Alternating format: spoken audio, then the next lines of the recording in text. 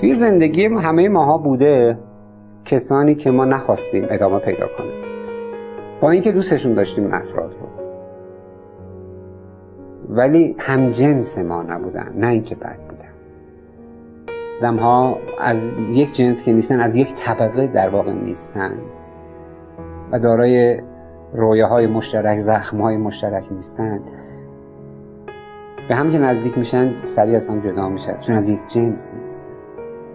خیلی مهمه که ما جنس خودمون رو پیدا کنیم، طبقه خودمون رو پیدا کنیم و بشناسیم و با اون طبقه باید زندگی کنیم.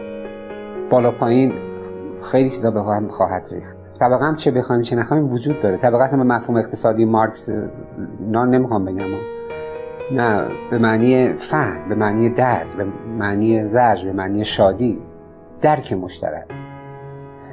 کبوتر با کبوتر، باز با باز، ضرب المثل مشهور ایرانی مال نظامی بزرگ، کند هم جنس با هم جنس پرواز.